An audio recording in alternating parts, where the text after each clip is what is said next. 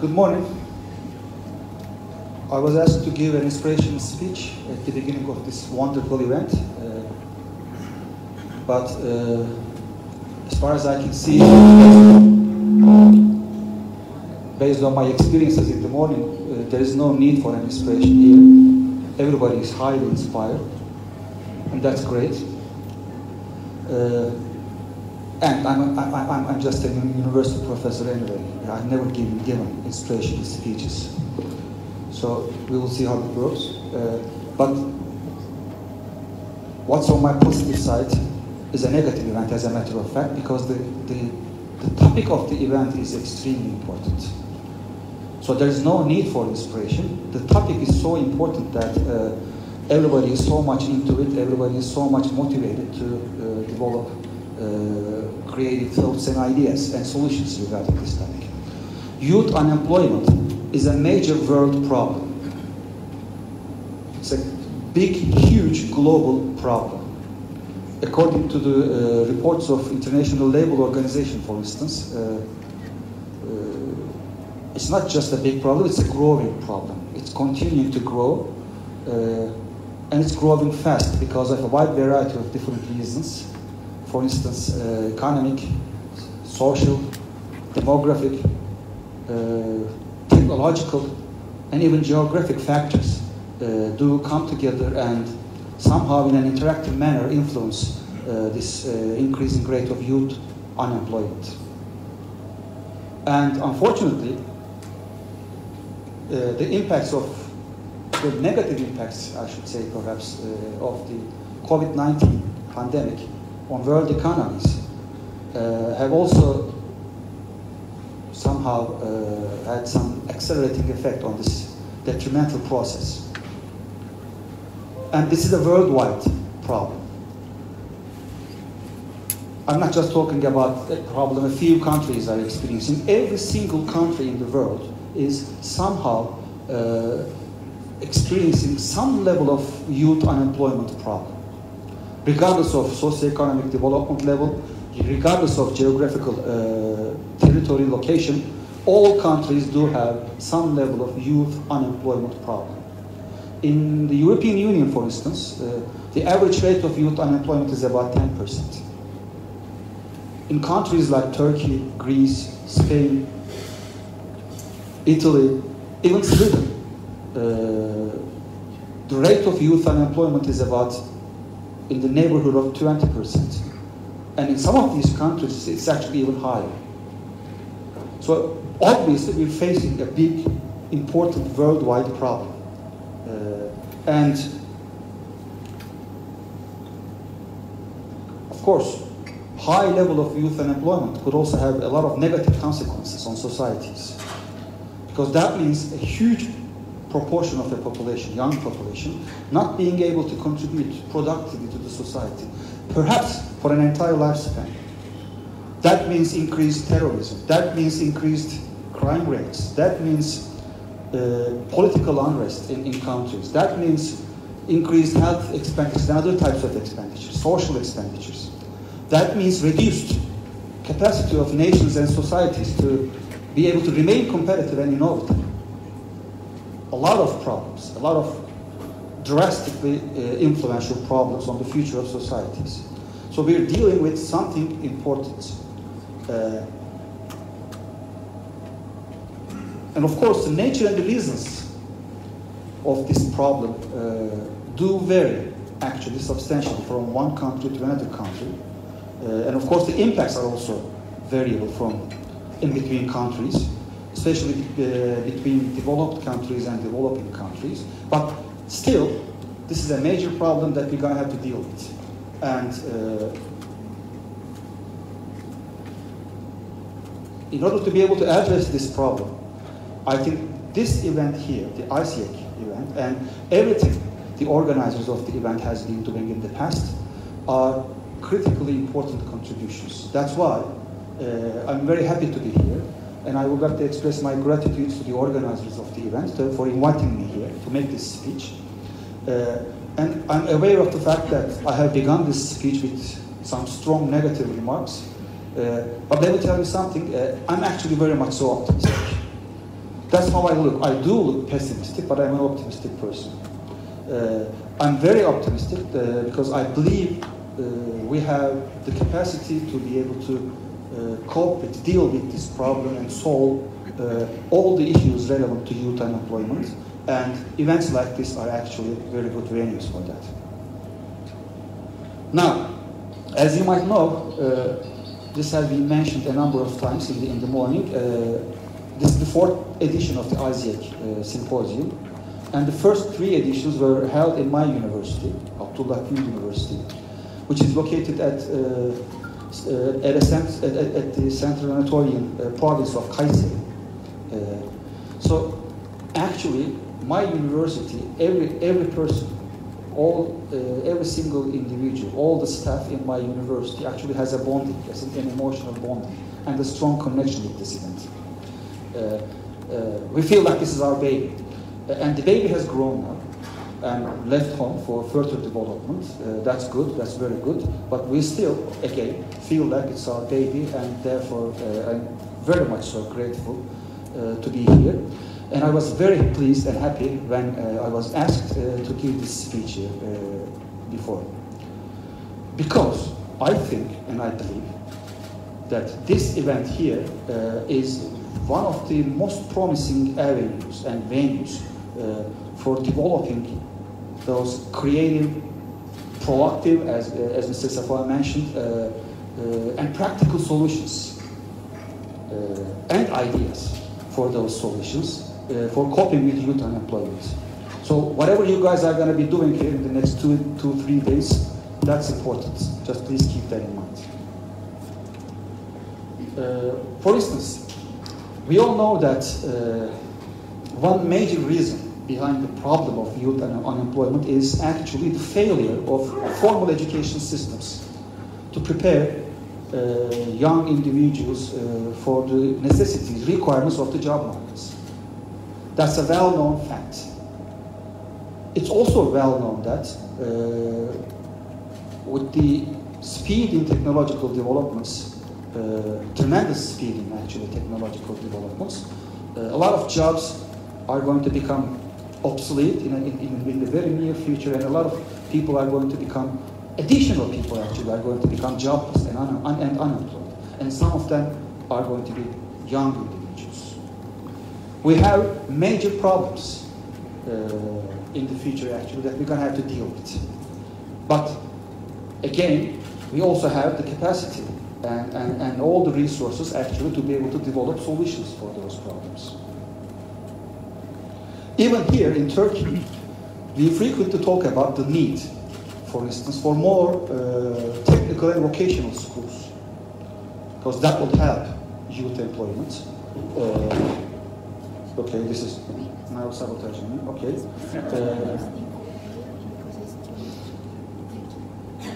The mic has given the first sign of boredom, so.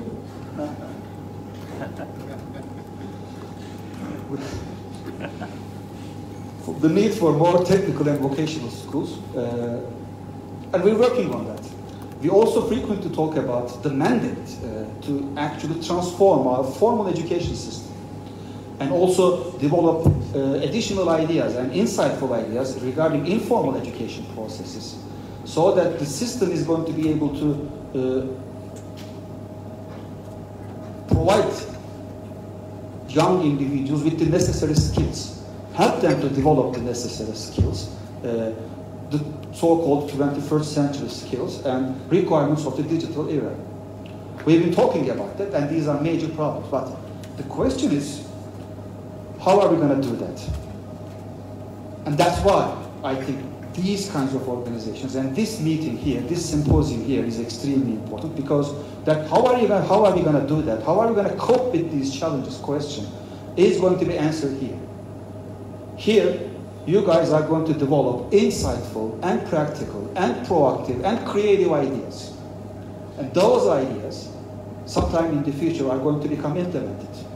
And they are going to be the basis of future solutions. That's important. I can't think of anything more important than that.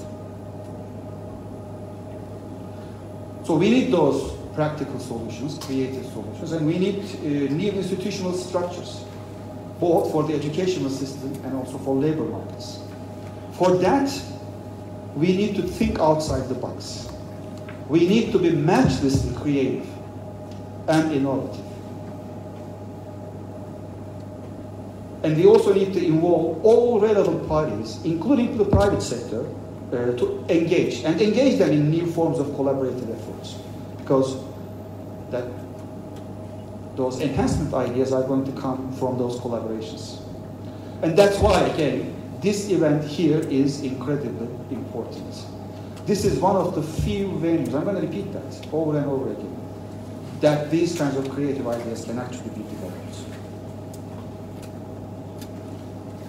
Think about the so-called 21st century skills, for instance. I'm using the term so-called because I'm not sure. I have doubts in my mind. A lot of institutions, a lot of think tank organizations are talking about the new skills of the 21st century and the sets of skills necessary for especially young individuals to remain competitive in the 21st century. But I'm not quite sure about that. I'm not quite sure about the notion that we have a clear and concise idea about what we are going to be facing in the near future. We have to think about that. I'm not quite sure whether those skill sets suggested by think tank organizations and other types of institutions are in fact the really relevant and appropriate sets of skills that young individuals are going to need in their future competitive dynamics. We have to think about these questions. We have to discuss. We have to develop better foresights, more detailed foresights. We have to understand what's coming up in the future and develop solutions for those challenges. Here, in the forthcoming 3 days, today and 2 more other days. We need to discuss and share ideas. Another solution offered as a remedy for youth unemployment is entrepreneurship, as you all know. We're going to be discussing about entrepreneurship in the forthcoming days. We can talk about technology-based entrepreneurship, technopreneurship as it's sometimes called, which we observe frequently in universities, university technoparks, technology development areas, especially young people frequently performing at very high levels, good levels. We can also talk about traditional forms of entrepreneurship, which might be more suitable for, of course, relatively less educated segments of the younger population. But even this issue, the entrepreneurship issue, calls for a lot of discussion and a lot of idea searching. How are we going to motivate young individuals for entrepreneurial activities? How are we going to facilitate entrepreneurial efforts and improve rates of success? What kind of new and novel institutional structures are required for this quest, etc., etc., etc.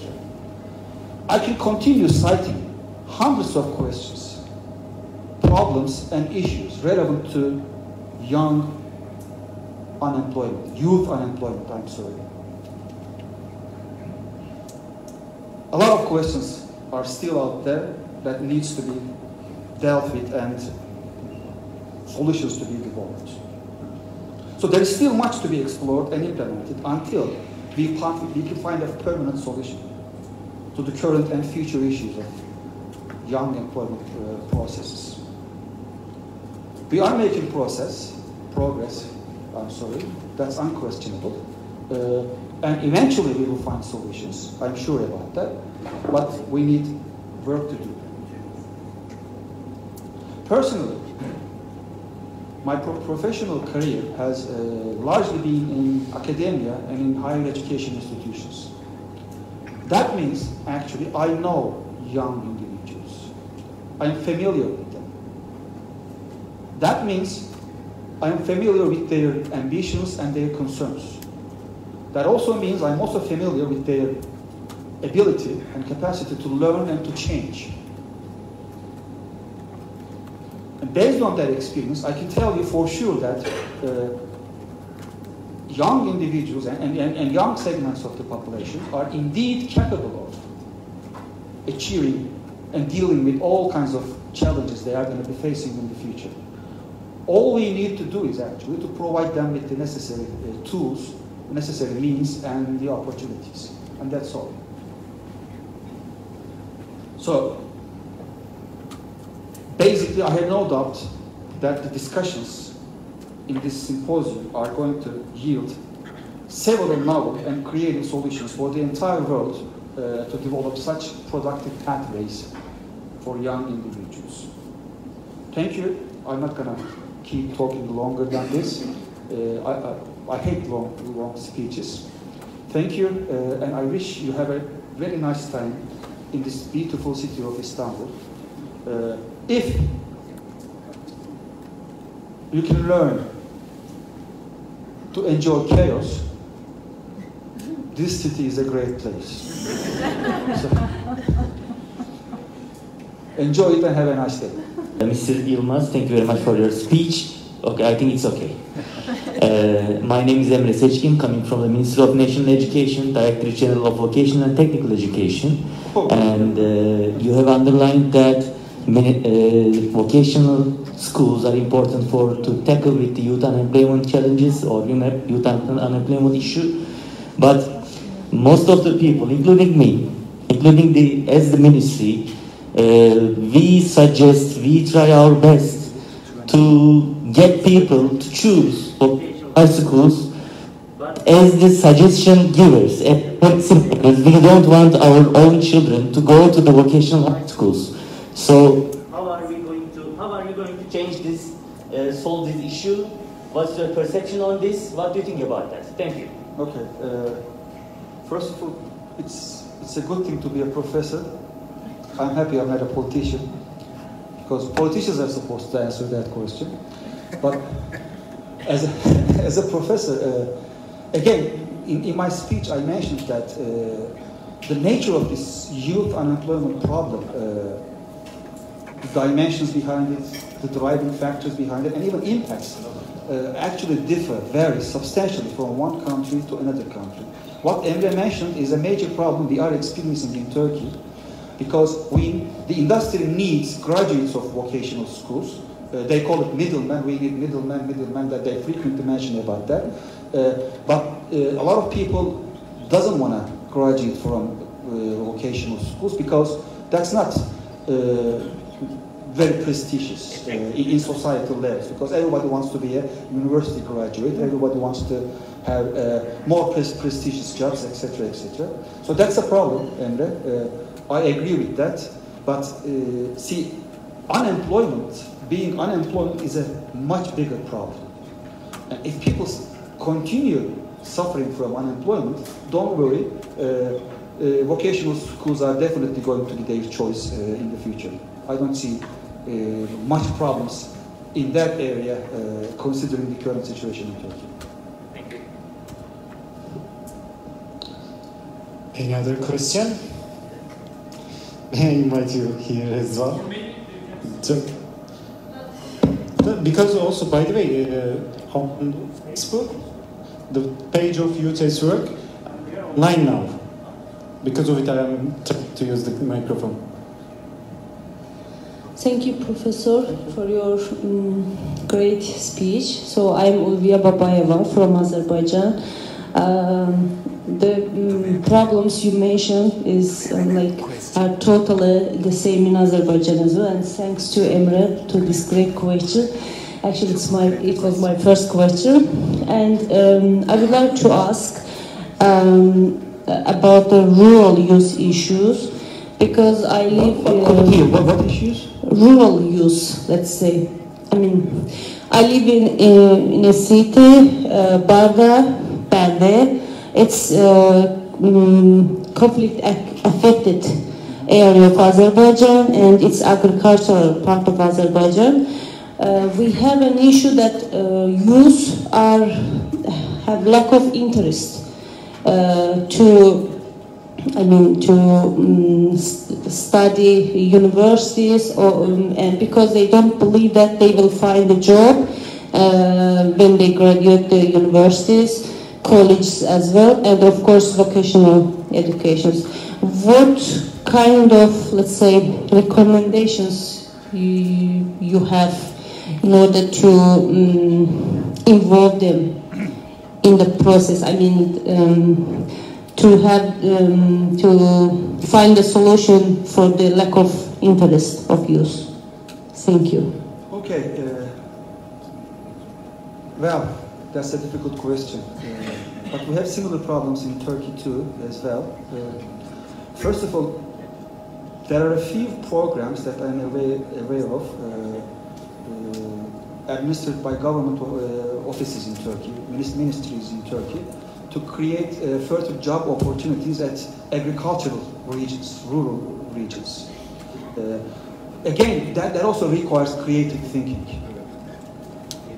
Maybe in tomorrow and the next day, that could be one of the issues you guys will be discussing here, and trying to develop solutions for it. But jobs can be created, new jobs, novel jobs can be created in rural agricultural territories as well, especially for young people and young individuals with some reasonable level of education, perhaps, or training, perhaps. But that's all I can say regarding that issue, because that's an area of expertise and further thinking. Regarding their lack of motivation to move to urban areas for further education, I think that was part of the question. I'm not quite sure about that. That's something I can't understand, because we don't have that lack of motivation in Turkey.